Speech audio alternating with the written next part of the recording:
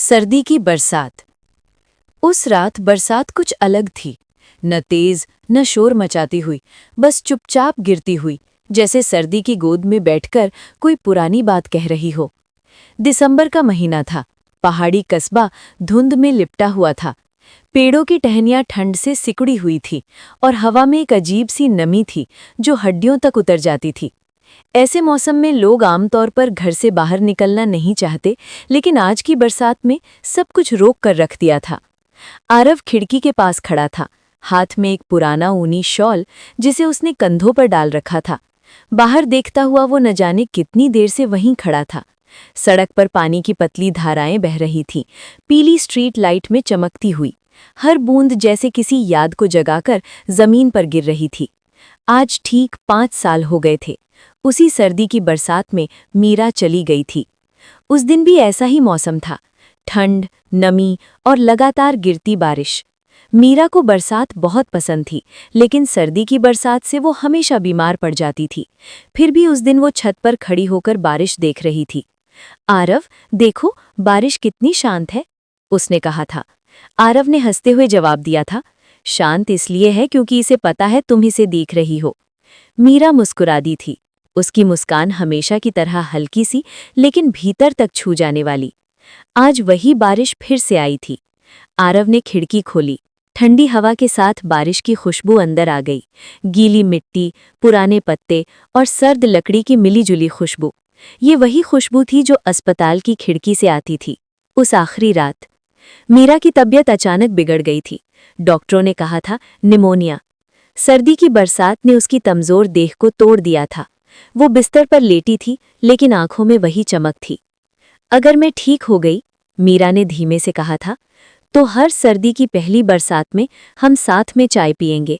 आरव ने उसका हाथ थाम लिया था। और अगर नहीं, उसने पूछा था, डरते हुए। मीरा ने खिड़की की ओर देखा था, जहां बारिश गिर रही थी। तो हर सर्दी की बरसात में तुम मुझे याद करना। आरव को तब समझ नहीं आया था कि कुछ वाक्य पूरी जिंदगी के लिए दिल में कैसे बैठ जाते हैं। बारिश तेज होने लगी, छत से पानी की बूंदें टपकने लगी। आरव ने चाय बनाई, अकेले। पहले वो हर बरसात में 2 कप बनाता था, आदत से मजबूर। अब एक ही कप रखता था, लेकिन दूसरा खाली कप हमेशा सामने रख देता। आज भी उसने वही किया। भाप उठती चाय, अदरक की खुशबू और बारिश की आवाज, सब कुछ वैसा ही था, बस मीरा नहीं थी। दरवाजे पर अचानक हल्की सी दस्तक हुई। आरव चौंका। इस मौसम में कौन आ सकता था? उसने दरवाजा खोला। सामने एक छोटी सी लड़की खड़ी थी, शायद 8 या 9 साल की। उसके हाथ में भीगा हुआ स्कूल बैग था और जैकेट पानी से भारी हो चुकी थी। अंकल, फोन खराब हो गया है, मम्मी को कॉल करनी है, उसने डरते हुए कहा। आरव ने बिना कुछ पूछे उसे अंदर बुला लिया। पहले गर्म हो जाओ, उसने कहा। लड़की आग के पास बैठ गई। उसकी आंखें कमरे में टंगी तस्वीरों पर रुक गई। मीरा की तस्वीरें। ये कौन है? उसने पूछा। आरव ने हल्की मुस्कान के साथ कहा, मेरी दोस्त। लड़की ने सिर हिलाया। ये बहुत अच्छी लगती हैं। मम्मी कहती हैं, जो लोग अच्छे होते हैं वो फोटो में भी अच्छे दिखते हैं। आरव का गला भर आया। फोन ठीक करने के बाद लड़की की माँ उसे लेने आ गई। जाते जाते लड़की ने कहा, अंकल, बारिश बुरी नहीं होती, मम्मी कहती हैं ये धरती को जिंदा रखती है। दरवाजा बंद हुआ। कमरा फिर से शांत हो गया, लेकिन अब वो शांति खाली नहीं थी।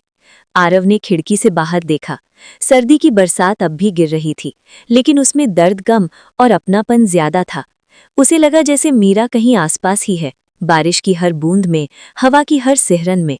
उसने दूसरा कप उठाया और धीरे से कहा, देखो मीरा, आज भी सर्दी की बरसात आई है।